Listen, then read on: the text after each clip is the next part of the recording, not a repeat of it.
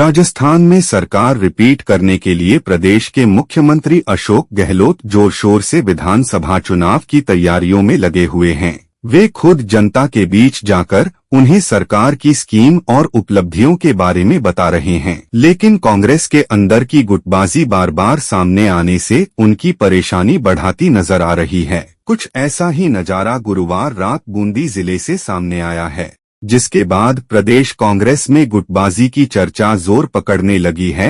दावेदारों ने किया शक्ति प्रदर्शन। मामला देर रात का है, जब प्रदेश कांग्रेस के सह प्रभारी काजी निजामुद्दीन बूंदी दौरे पर पहुंचे थे। इस दौरान कांग्रेस कार्यकर्ताओं ने सर्किट हाउस में फूल मालाएं पहनाकर जोर शोर से उनका स्वागत किया। इस दौरान कुछ दावेदारों ने भी काजी निजामुद्दीन से मुलाकात की। इसी के बाद वहां माहौल बिगड़ गया। बताया जा रहा है कि काजी के सामने ही दावेदारों के गुट ने एक दूसरे के खिलाफ नारेबाजी शुरू की दी और फिर अपने अपने समर्थकों के साथ शक्ति प्रदर्शन करने लगे। ये देखकर काजी बोले, कांग्रेस के पक्ष में माहौल है, हम हर जिले में जा रहे हैं, यह हमारी रणनीति का हिस्सा है। जल्द स्क्रीनिंग कमेटी टिकट तय करेगी, जल्द जारी होगी पहली लिस्ट। दरअसल राजस्थान में विधानसभा चुनाव दहलीज पर है। कांग्रेस की ओर से जल्द ही टिकटों की पहली सूची जारी करने की चर्चा भी अब तेज होने लगी है।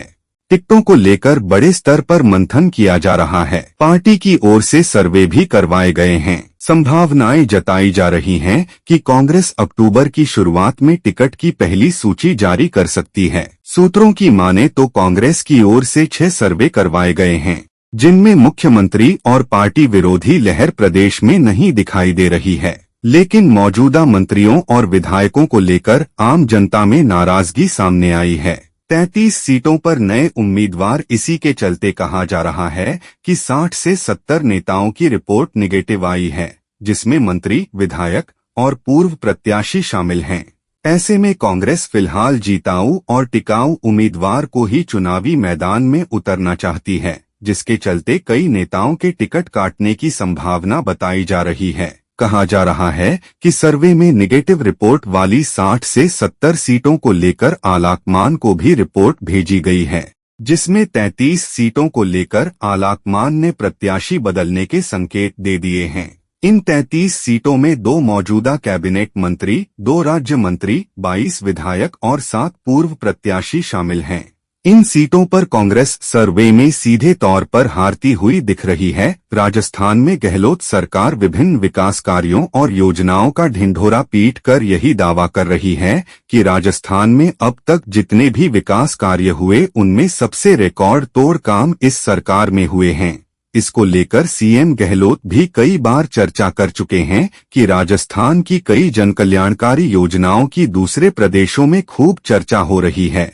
ऐसे में कांग्रेस नेता निश्चिंत हैं। उन्हें विश्वास है कि इस बार परंपरा जरूर टूटेगी। राज्य में हुए विकास कार्यों के नाम पर जनता एक बार फिर कांग्रेस को मौका देगी और सरकार वापस से रिपीट होगी। उधर हाई कमान के नेता भी यही मानते हैं, लेकिन राहुल गांधी के मन में इस बात का खटका है, जो कांग्रेस पर बड़े सवाल खड़े कर रहा है। क्या राहुल का बयान सीएम गहलोत के दावे को खोखला बता रहा है? यह सोचने का विषय है। राहुल गांधी का आगामी विधानसभा चुनाव को लेकर दिए गए बयान में साफ जाहिर हुआ कि उनका राजस्थान से ज्यादा 3 अन्य राज्यों के चुनाव परिणामों को लेकर भरोसा है। रविवार को जब राहुल गांधी से 4 राज्यों में हो रहे विधानसभा चुनाव को लेकर सवाल किया तो उन्होंने तो कुछ ऐसा ही संकेत दिया। उन्होंने कहा कि मध्य प्रदेश, छत्तीसगढ़ और तेलंगाना में हम जीत रहे हैं, जबकि राजस्थान में बहुत करीबी मामला है। हमें लगता है कि हम जीत जाएंगे। यानी राहुल गांधी गहलोत के दावों और चुनावी समीकरणों से निश्चिंत नहीं है। उधर राहुल गांधी के इस बयान ने सियासी गलियारों में नई बहस को जन्म दे दिया है।